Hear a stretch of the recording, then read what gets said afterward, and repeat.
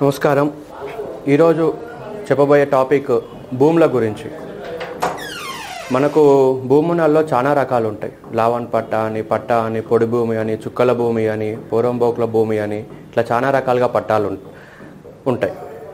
ఇందులో మనం భూమి కొనే ముందు మనం ఫస్ట్ ఈసీ అంటే ఎన్కంబరెన్స్ సర్టిఫికేట్ అంటారు. అది మనకు ఎస్ఆర్ఓ ఆఫీస్లో అంటే సబ్ రిజిస్టర్ ఆఫీస్లో మనకు అది అందుబాటులో ఉంటుంది.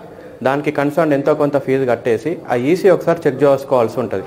దాంట్లో పట్టానా లావన్ పట్టానా అని కూడా మనం దాంట్లో చెక్ చేసుకోవాల్సి ఉంటుంది.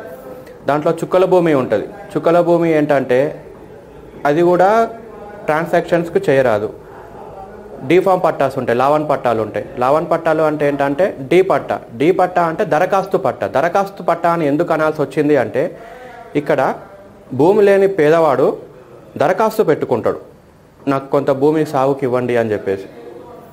సో అప్పుడు అతని పైన మరి భూమి ఉందా లేదా అని ఎంక్వైరీ చేసిన తర్వాత అతనికి భూమి ఇవ్వడం జరుగుతుంది. ఆ భూమి మళ్ళీ వాళ్ళ వంశీకులు మాత్రమే సాగు చేసుకుంటూ ఉండాలి, అంతే తప్ప వేరే వాళ్ళకు గిఫ్ట్ కానీ సేల్ కానీ చేయడానికి వీలు లేదు. ఇది దరఖాస్తు పట్టా, లావన్ పట్టాలు అంటారు దీన్ని. అదే పట్టాలు అయ్యేది ఉంటే మీరు ఎవరికన్నా ఇవ్వచ్చు, మీరు కొడుకుకి ఇవ్వచ్చు, కూతురుకి ఇవ్వచ్చు. ఈ రోజుల్లో మనం ఏంటంటే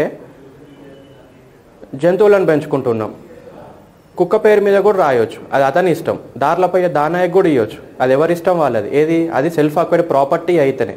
యాన్సెస్ట్రల్ ప్రాపర్టీ ఉంటుంది అంటే తాతల ఆస్తి మాత్రం ఇట్లా ఇష్టం ఉన్నట్టుగా వాళ్ళ పేరు మీద వీళ్ళ పేరు మీద చేసుకోవడానికి వీలు లేదు. దానికి ఒక సపరేట్ ప్రొసీజర్ ఉంటుంది. ఇప్పుడు పట్టాలలో కూడా మనం చూసుకోవాల్సింది ఏంటంటే దీంట్లో పార్టీషన్ అమాంగ్ ఫ్యామిలీ మెంబర్స్ ఉంటారు, ఒకడే ఓనర్ ఉంటాడు. పార్టీషన్ అమాంగ్ ఫ్యామిలీ మెంబర్స్ అయ్యేది ఉంటే దాంట్లో ఒకరు ఉంటారు, ఇద్దరికన్నా ఎక్కువ కూడా ఉండవచ్చు.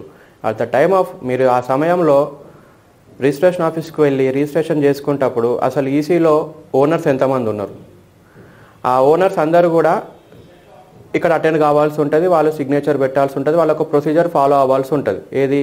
ఇంకొకరికి మనం సేల్ చేసేటప్పుడు దాంట్లో 4 ఓనర్స్ ఉంటారు, 3 ట్రాన్సాక్షన్ చేస్తారు, 3 సిగ్నేచర్ చేస్తారు, 4వ చెయ్యడు. మళ్ళీ అక్కడ మీకు ప్రాబ్లం అవుతుంది. సో ప్రజెంటేషన్, ఎగ్జిక్యూషన్, రిజిస్ట్రేషన్ ఇవన్నీ కూడా కొనేవాడు చూసుకోవాల్సి ఉంటుంది.